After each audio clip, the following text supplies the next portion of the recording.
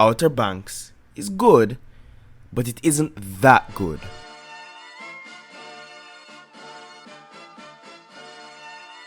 Before you keyboard warriors go and dislike the video and write me a stern message on twitter.com, hear me out. I love Outer Banks and I enjoyed watching the show on a whole, don't get that part twisted.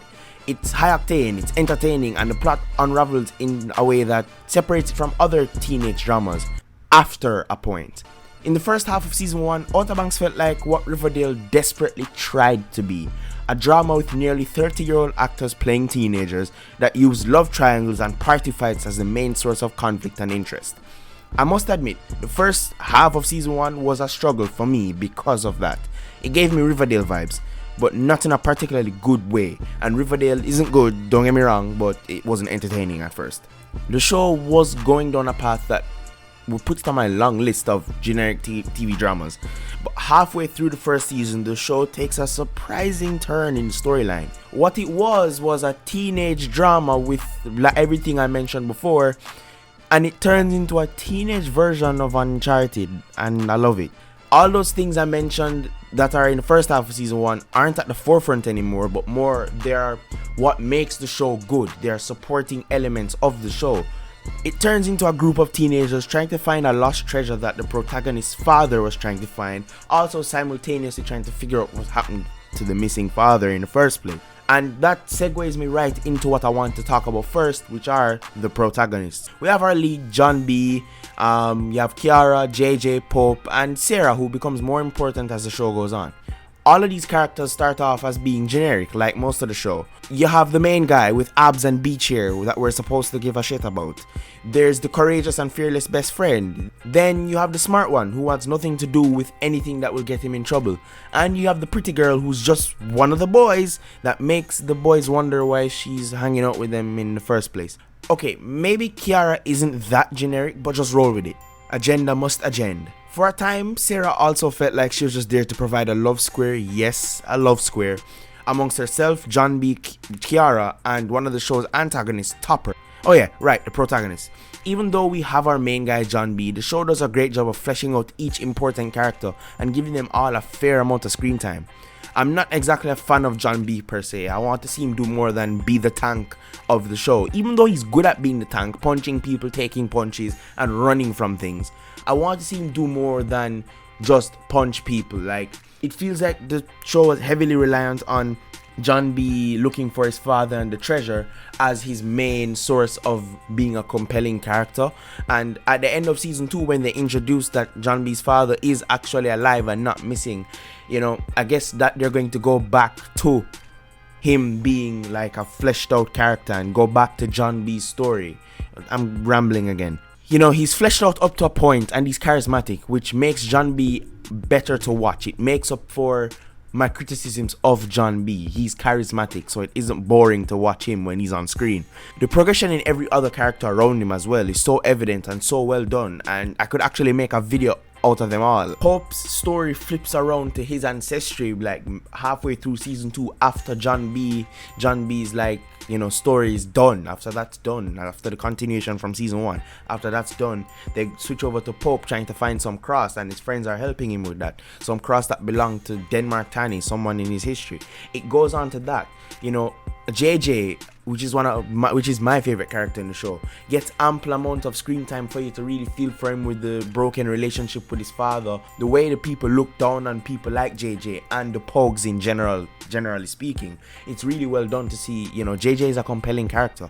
You know, Kiara's family problems and how she struggles with being a kook, a rich girl, but also not really fitting in with that crowd, so instead fitting in with the Pogues because that's who she is, that's who her character is. She's rich because of her parents, but she's a Pogue through and through, and it's really good to watch. You have Sarah struggling with, you know, her family problems, her father being the main instigator for a villain, even though he wasn't that good as a villain in my opinion.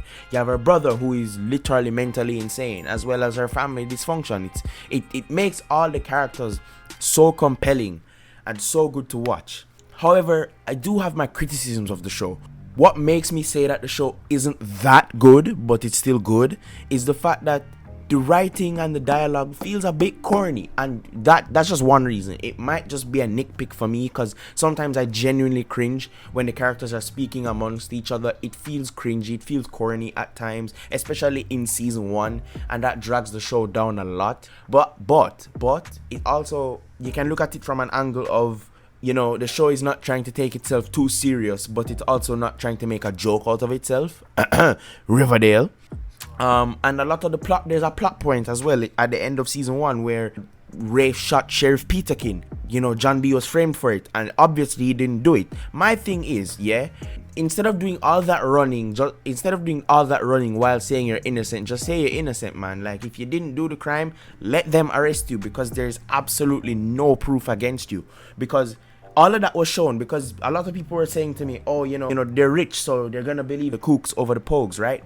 So that being said, why is it that when they found the murder weapon, they realized that there is no proof that John B did it? Because he didn't. It was Rafe and Ward, technically.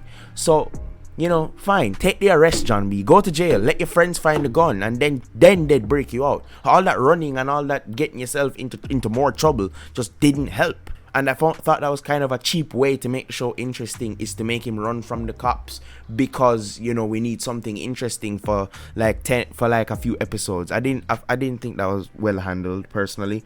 Although it was entertaining, it was high octane, and I enjoyed it. That's just my nitpick. Another problem with that I find with the show is that they don't finish the story in one season, if that makes sense.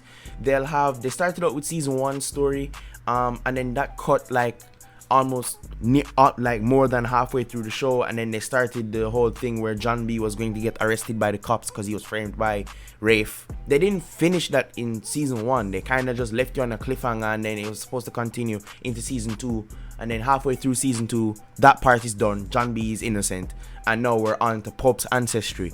It was high octane, it was entertaining, yes, but personally I feel like they should have set seasons where you finish the plot points of the story, of the original story that you start out with, if that makes sense. It feels like they ran out of ideas and ran out of stuff to write, so they had to end it midway and start a new one and continue it over just to have an excuse for a cliffhanger, and it felt a bit cheap to me.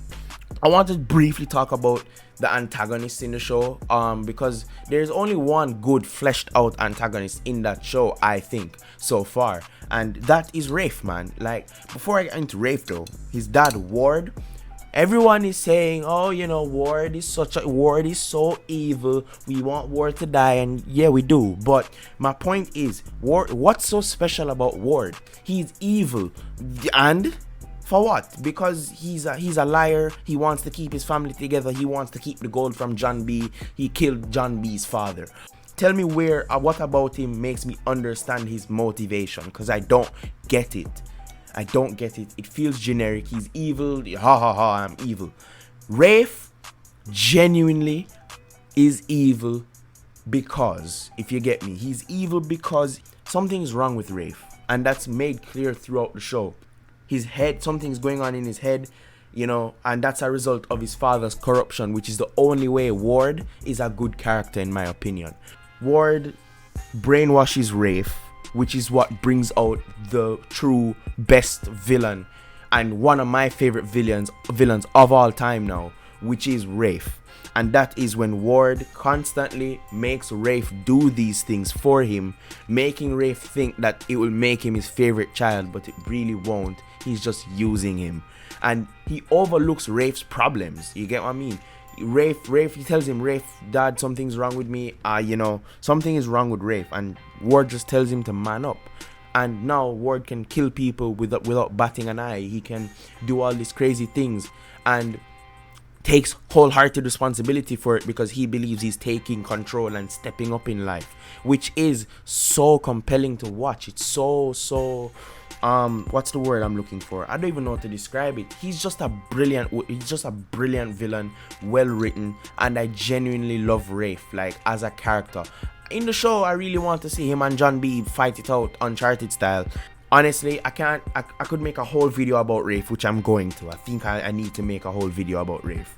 Overall, I enjoyed Outer Banks. I thought it was high octane, it was entertaining, and it was decently written. The characters were compelling. Each character had their own story. They feel like more than characters, and it handles its subplots really well. On top of that, however, it's not 8 out of 10. It's not 10 out of 10. It's not 9 out of 10 like I've been seeing on Twitter and most reviews. It's not that, in my opinion.